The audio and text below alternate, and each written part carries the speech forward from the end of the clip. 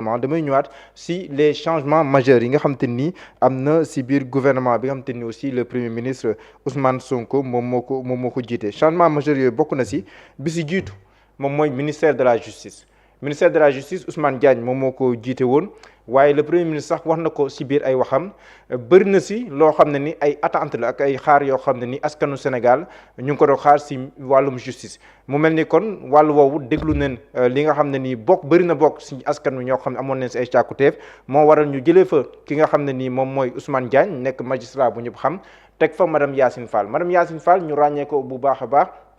D'abord mu amoon benn mouvement am ensuite mu jël mouvement am seyal ko biir parti Pastef bi gouvernement bu bees ñëwee woon bu njëkk si bi premier ministre Ousmane Sonko ñu koy doogaa fal moom mu nekkoon fa ministre bi yor lépp lu jëm si wàllum jokkalante bitim réew waaye bu mu fa nekkoon tamit nekk na fa lu war a ëpp at waaye tam am ay yu bëree bëri yoo xam ne ni aussi xew na si ñu jëlee ko si ministère boobule indi ko si ministère de la justice mu nekk benn changement majeur boo xam ne nii biñ ko fa tegee rek dafa mel ni bëri na ay réaction yoo xam ne nii am na si rawatina ñi nga xam ne danoo jàppoon ne ministère bu mel ni justice ki ko war a yor dafa war a bokk si parti Pastef ndaxte dafa war a am benn approche politique boo xam ne ni daf si war am par rapport ak yenn dossiers yi ak li nga xam ne ni moom mooy en tout cas xaar bi nga xam ne ni moom la ñuy xaar waaye tamit si wàllum politique pénale bi nga xam ne ni moom la le président de la république di définir ak le premier ministre ñu koy ànd si doxalin bi ministre de la justice boo xam ne ni dina mën a taxawee taxawaayu xam attente yi nga xam te ni moom la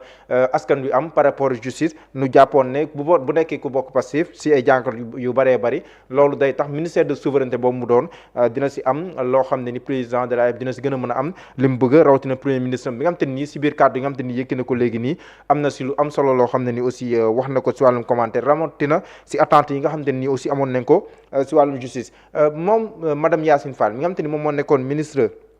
de l'intégration africaine ki ko wut moom mooy Cheikh Niang moom leen dénk lépp lu jëm si wàllu woowu la njort nañ ne ab diplomate ku chevronné la si wàllu woowu waaye dinañ defal moom ay gëstu ñàkkul ne Babacar Kébé mu ngi may seetaan dina ma defal ay gëstu lu yàggatul dara si ki nga xam ne nii moom mooy Cheikh Niang bi nga xam ne nii moom leen dénk ministère des affaires étrangères ndaxte du koo xam ne nii min nañ ko lool waaye beneen changement majeur mbokk yi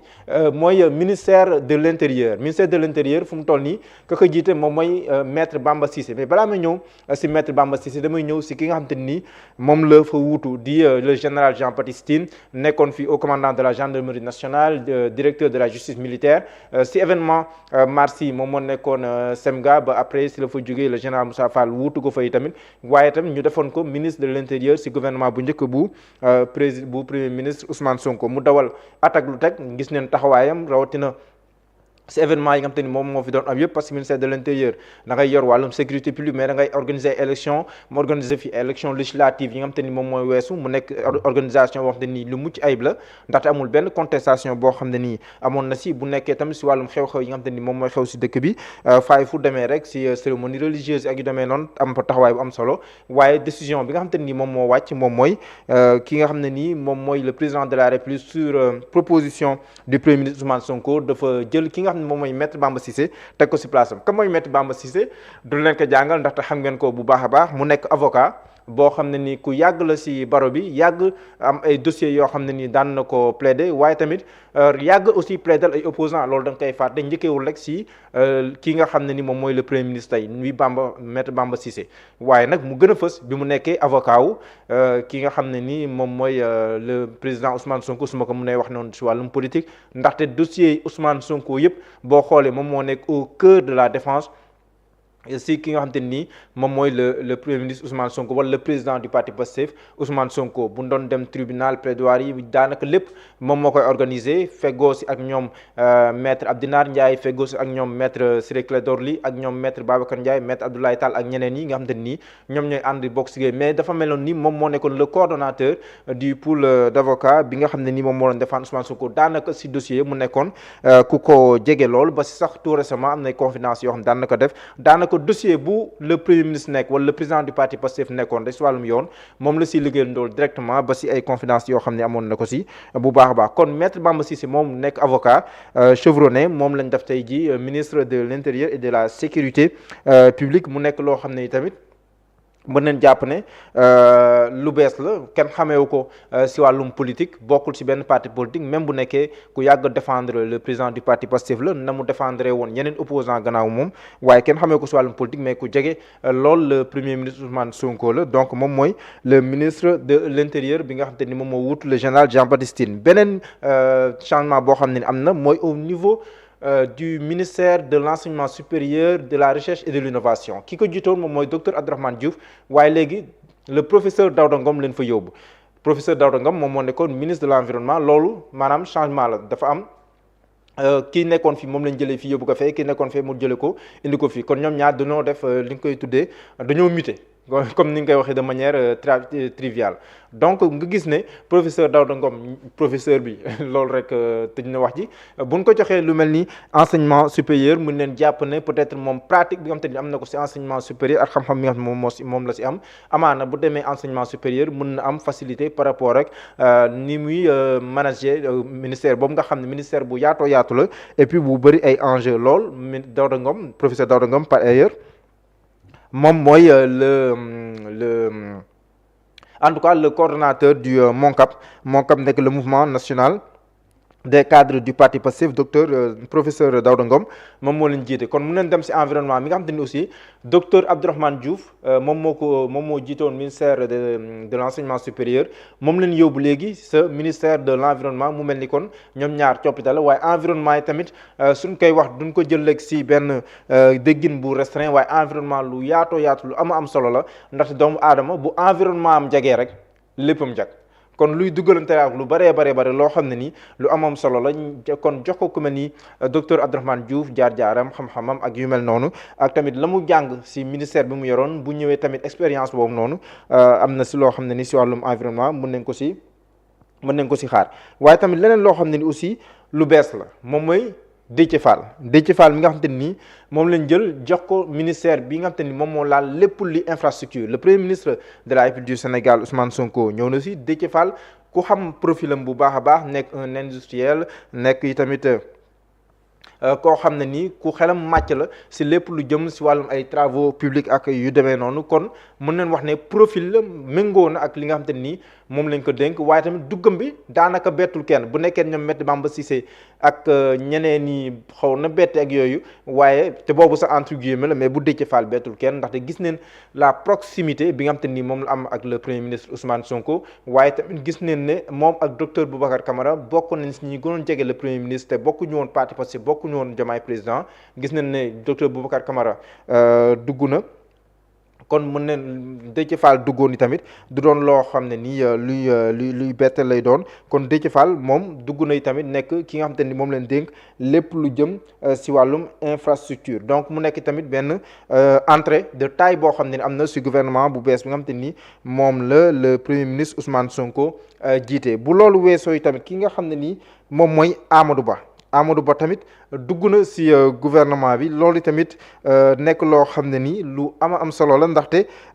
mbetteel la tamit parce que boo xoolee kon ministère bi nga xam te nii soxna Khady Diène Gaye ba moo ko yoroon mu boole culture sport ak jeunesse yooyu dañ koo éclaté léegi nu jël lépp lu jëm ci wàllum artisanat ak culture jënk ko ki nga xam ne ni moom mooy Amadou Ba njott ne na Amadou Ba vice-président de l'Assemblée nationale moom lañ ko dénk donc mu nekk tamit benn entrée de taille boo xam ne ni aussi Amadou Ba ñu ràññee ko ci biir passé bu baax a baax mais tamit génnam Assemblée nationale lu ñu war a mën a comprendre la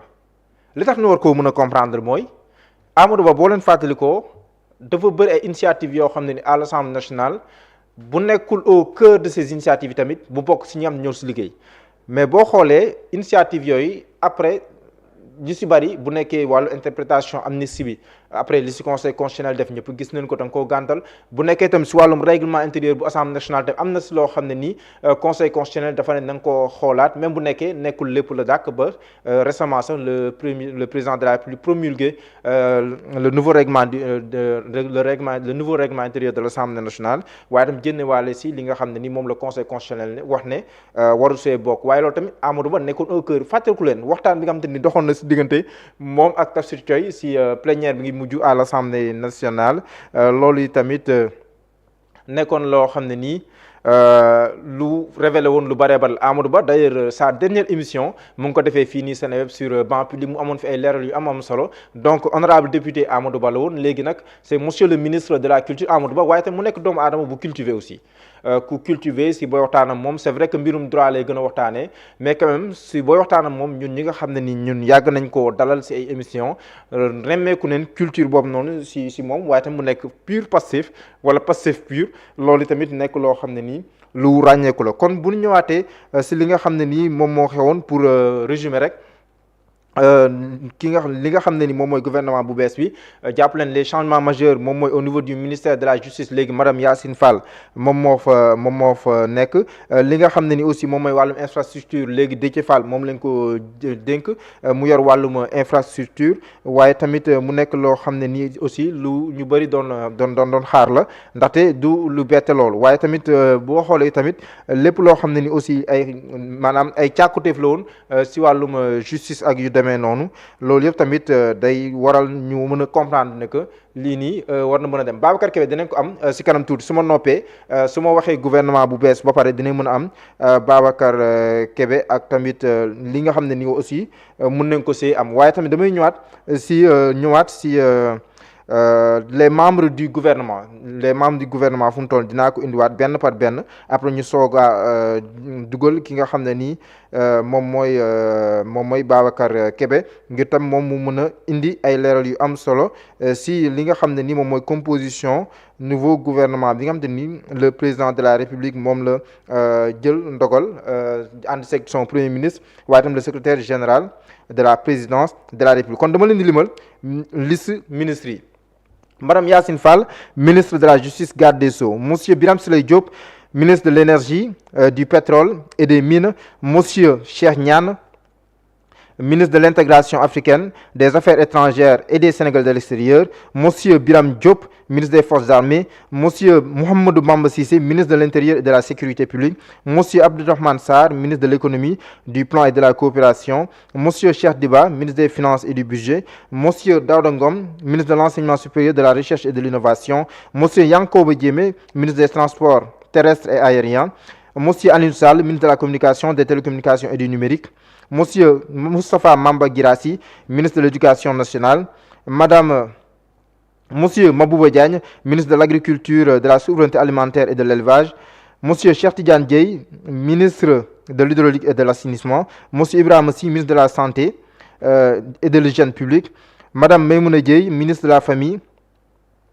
et de l'Action sociale et de la Solidarité. Monsieur Amadou Moustapha Ndiak Sarré, ministre de l'Emploi et de la formation professionnelle et technique moom nag moom moo nekkoon le porte-parole du gouvernement léegi nekkatul porte-parole du gouvernement soxna Marie-Rose Faye léegi moom mooy porte-parole du gouvernement moom tamit par ailleurs mu nekk porte-parole adjointe du parti Pastef kon loolu daal leen wàññi si ki nga xam te ni moom mooy monsieur Moustapha Ndiack Sarré mi nga xam te ni fu mu toll ni moom mooy ministre mi nga xam te ni moom moo yor lépp lu jëm si wàllum emploi ak wàllum formation professionnelle et technique monsieur Abdourahmane Diouf ministre de l'environnement et de la transition écologique. Monsieur Balla Moussa Fofana nekk ministre de l'urbanisme, des collectivités territoriales et de l'aménagement du territoire. Monsieur Serigne Gueye Diop, ministre de l'industrie et du commerce. Madame Fatou Diouf, pêche, économie maritime. Monsieur Olivier Boucal, ministre de la fonction publique, du travail et de la réforme du service public. Madame Khady Diène Ndiaye, ministre de la justice. Madame Khady Diène Gaye la war a doon ministre de la jeunesse ngeen baal ma et des sports madame Khady Diène Gaye normalement c'est vrai que liste bi ma yor nii Khady Diène Ndiaye la si bind mais Khady Diène Gaye laa jàpp ne moom la ministre de la jeunesse et des sports. Monsieur Alioune Dione, ministre de la microfinance et de l'économie sociale et solidaire. Monsieur Déthié Fall, ministre des infrastructures. Monsieur Amadou Ba, ministre de la culture, de l'artisanat et du tourisme. Donc Cheikh Niang mi nga xam te ni moom ambassadeur la saak maa ngi ko doon wax kon maa ngi doon wax ne que jàpp naa ne c'est un diplomate chevronné donc loolu la ñuy wax Cheikh Niang mi nga xam te ni moom moo nekkoon ambassadeur du Sénégal à la représentation permanente du Sénégal à New York donc moom leen jël def ko ministre des affaires étrangères mu wutu fa madame Yacine Fall mu neen jàpp ne kon ab diplomate chevronné moom leen jël dénk ko li nga xam te ni moom mooy ministère